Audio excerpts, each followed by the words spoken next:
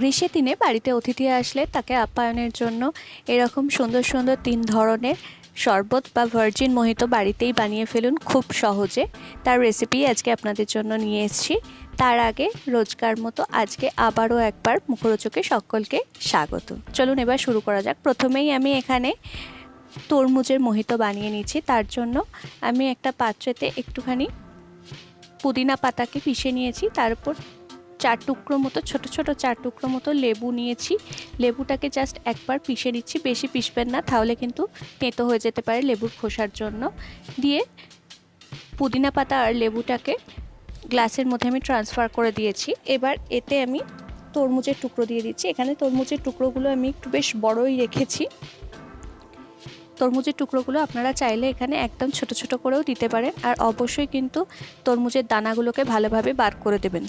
দিয়ে এবার হালকা করে, তরমুজ যেহেতু নরম তাই আমি গ্লাসেতেই এখানে হালকা করে একটু তরমুজটাকে পিষে রসটা বার করে নিচ্ছি।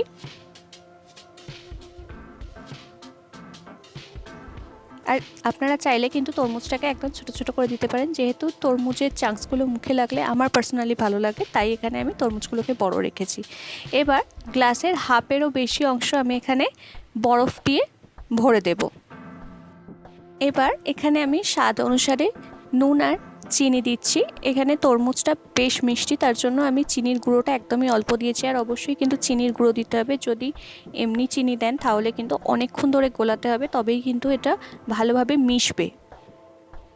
এবার এতে আমি দিচ্ছি সোডা ওয়াটার। এর বদলে আপনারা স্প্রাইটও ব্যবহার করতে পারেন। সব কিছু দেওয়া হয়ে গেছে। এবার ভালোভাবে একটা চামচ দিয়ে আমি এখান সব কিছুকে একবার মিশিয়ে নিচ্ছি।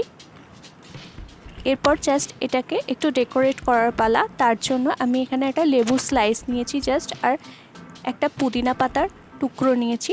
দিয়ে এটাকে ডেকোরেট করে দেবো, তাহলেই এটা কিন্তু সার্ভ করার জন্য একদম রেডি হয়ে যাবে। দেখুন সাইড থেকে এইভাবে একটা লেবুর স্লাইস আর ওপর দিক দিয়ে একটা এরকম পুদিনা পাতা দিয়ে দিলেই আমাদের ওয়াটারমেলন মোহিতো একদম রেডি। এবার চলুন বানিয়ে নেওয়া যাক অ্যাপেল মোহিতো। তার জন্য আমি আগের মতোই এখানে প্রথমে পুদিনা পাতা আর লেবু একটুখানি পিষে নিয়েছি। এবার কিছু ছোট ছোট আপেলের কুচি একদম ছোট ছোট করে কুঁচো করে নিয়েছি। আমি যে পাত্রটায় পিষে নেব তাতে নিয়েছি। নিয়ে এবার এটাকে একটুখানি পিষে দিচ্ছি। আচ্ছা, এরকম পেশার কোনো ব্যবস্থা না থাকলে আপনারা কিন্তু ইজিলি যে ব্যালন চাকির ব্যালন আছে সেইটা দিয়েও পিষে নিতে পারেন। আপেলটাকে বেশ ভালোভাবে একটুখানি পিষে নিতে হবে। আপেলটা পিষা হয়ে গেছে। এবার এটা আমি গ্লাসেতে ট্রান্সফার করে দিচ্ছি।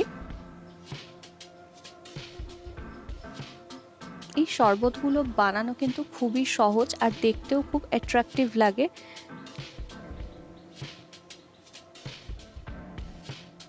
এবার আবারও আগের মতো আমি এখানে স্বাদ অনুসারে নুন দিচ্ছি আর পরিমাণ মতো স্বাদ অনুসারে চিনি দিচ্ছি। এখানে চিনিটা কিন্তু অবশ্যই আমার পেশা চিনি নয়, কারণ পেশা চিনি আমার কাছে আর ছিল না, তাই আমি নর্মাল চিনি দিচ্ছি, যার জন্য আমাকে একটু বেশিক্ষণ ধরেই গোলাতে হবে।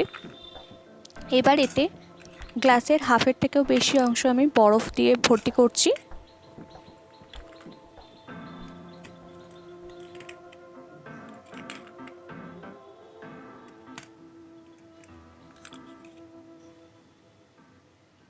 দিয়ে এবার শেষে আমি এখানে সোডা ওয়াটার দিচ্ছি। এর বদলে এতেও আপনারা স্প্রাইট ব্যবহার করতে পারেন। দিয়ে একটু ভালোভাবে বেশিক্ষণ ধরেই গুলিয়ে নিচ্ছি, কারণ চিনিটা যেহেতু আমি এখানে গুঁড়ো চিনি ব্যবহার করিনি, তাই আমাকে একটুখানি বেশিক্ষণ ধরেই গুলিয়ে চিনিটাকে ভালোভাবে মিশিয়ে নিতে হবে। আমাদের অ্যাপেল মোহিতোও কিন্তু একদম রেডি। আমরা যে মোহিতো বাইরে রেস্টুরেন্টে বা যে কোনো ক্যাফেতে 150 থেকে 200 টাকা দিয়ে বা এর থেকেও বেশি দাম দিয়ে কিনে খাই, সেই মোহিতোই কিন্তু আপনারা ইজিলি বাড়িতে বানিয়ে খেতে পারেন, তাও আবার রেস্টুরেন্টের মতোই সাজিয়ে গুছিয়েও নিতে পারেন। দেখুন, দুটো অ্যাপেল স্লাইস আর একটা লেমন স্লাইস দিয়ে আর ওপর দিক থেকে একটা পুদিনা পাতা দিয়ে সাজিয়ে নিয়েছি। রেডি হয়ে গেছে অ্যাপেল মোহিতো। এবার সব শেষে আসি লেমন মোহিতো বানানোর জন্য। এটা কিন্তু বানানো সব থেকে ইজি। এখানে পুদিনা পাতা কয়েকটা আমি নিয়ে জাস্ট টুকরো করে দিয়ে দিয়েছি। এবার 4-5টা আমি লেবুর টুকরো দিচ্ছি, দিয়ে জাস্ট একবার পিষে নেব। লেবুর টুকরো কিন্তু বেশি পিষলে সেটা তেতো হয়ে যাবে, যেহেতু খোলা শুদ্ধ আছে, তাই অল্প করে একটু পিষে নিচ্ছি। নিয়ে এবার এটাকে গ্লাসেতে ট্রান্সফার করে দিচ্ছি। সামনেই ঈদ, আর এই ঈদেতেও কিন্তু বাড়িতে অতিথি আসলে এইভাবে মোহিতো বানিয়ে আপনারা সার্ভ করতে পারেন। বেশ নতুনত্ব শরবত, আর যেটা রেস্টুরেন্টে পাওয়া যায় সেটা আপনার বাড়িতে কোনো অতিথি এসে পাবে, সে তো আরোই খুশি হয়ে যাবে। আচ্ছা, এখানে এবার আমি আবারও স্বাদ মতো নুন দিচ্ছি আর চিনি দিচ্ছি। চিনিটা যেহেতু আমার প্রেশার নেই, তাই এখানে আমি নর্মাল চিনি দিচ্ছি, যার জন্য আমাকে আবারও সেই একই কথা ভালোভাবে গুলিয়ে নিতে হবে চিনিটাকে, যাতে ভালোভাবে মিশে যায় সব কিছুর সাথে। দিয়ে এবার এখানে আমি বরফ দিয়ে ভর্তি করে নিচ্ছি। আমাদের আজকের এই রেসিপিটা আপনাদের কেমন লাগলো অবশ্যই জানাবেন। যদি ভালো লেগে থাকে তাহলে ভিডিওটি ছেড়ে যাবার আগে অবশ্যই একটা লাইক, কমেন্ট আর শেয়ার করতে কিন্তু ভুলবেন না, যাতে এইরকম নানান ধরনের রেসিপি আপনাদের সাথে শেয়ার করে নেবার উৎসাহ পাই। তার জন্য কিন্তু অবশ্যই একটা লাইক, কমেন্ট আর শেয়ার কিন্তু চাই। আর সাবস্ক্রাইব করে না থাকলে অবশ্যই সাবস্ক্রাইব করে পাশে থাকা বেল আইকনটি প্রেস করে দেবেন, যাতে নতুন ভিডিও নোটিফিকেশান সবার আগে পেয়ে যান।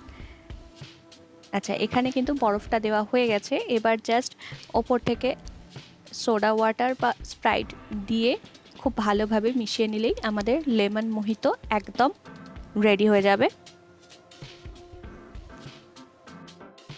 এছাড়া কোনো ফ্রুট জুসার ছাড়াই বাড়িতে কিভাবে শুধুমাত্র মিক্সার গ্রাইন্ডারেতেই খুব সহজেই কিভাবে ফ্রুট জুস বানানো যায় তার রেসিপিও কিন্তু আমাদের চ্যানেলে আছে।